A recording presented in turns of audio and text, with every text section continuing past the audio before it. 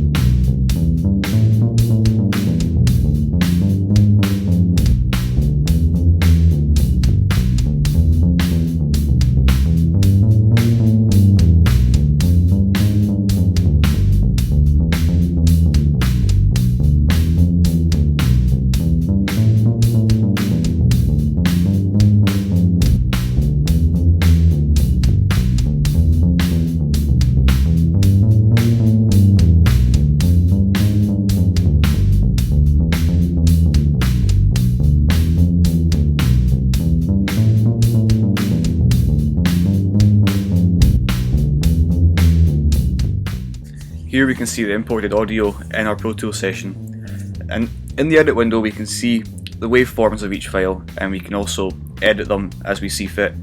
We can change all the gains of each individual clip, we can cut them, we can crossfade them, we can do all sorts of things in here. Once we go into the mix window, here we've got our metering for all our levels, and at the minute we have one track soloed, which I think is the kick drum, and that is so that we can hear the difference in the sound as we edit it. Right now we put on an equalizer, and we've also got this window at the side for our disk usage, so I can keep an eye on if I'm using too much of the DSP space or if I'm using too much of the native space. Once I fill one processor, I can move on to the next one. Ideally you want to try and keep both of them down low, but sometimes if you're using too many plugins it's not possible. So here you can see I've applied a little bit of EQ onto the first track, the kick drum, and now we're setting up an auxiliary input, and this auxiliary input will be fed by bus feeds from the tracks, and we'll have a reverb on it. This helps us to keep down processing power, as instead of having 4 different plugins, for example, running at once, or 4 of the same plugin running at once on 4 different tracks, you can have the one plugin running on one track, and you can just bus some audio to this track instead.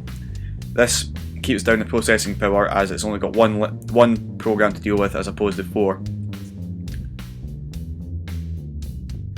In this shot here you can see the reverb being applied to this auxiliary input.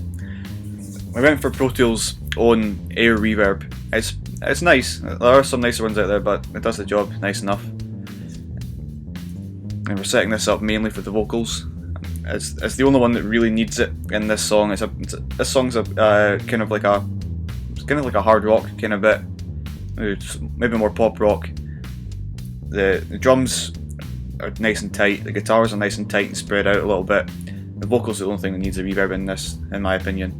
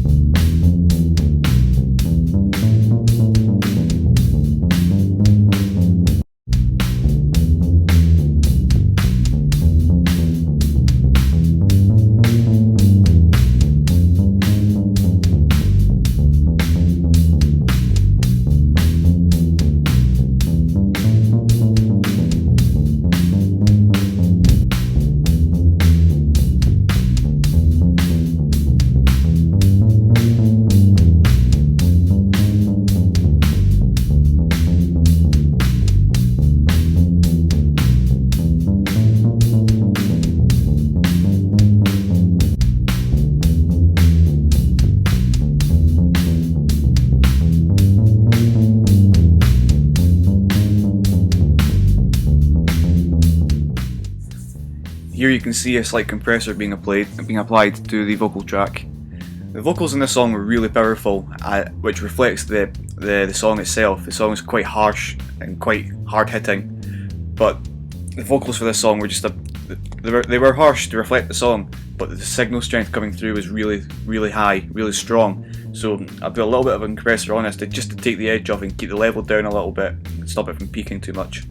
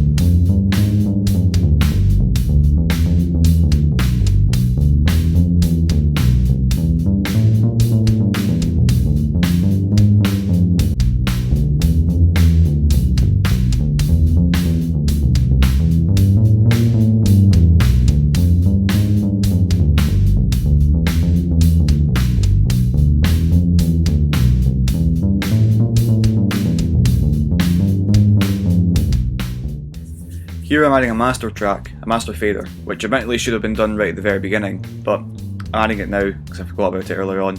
This controls the master output from Pro Tools, the master level output from the HDX going into our recording console.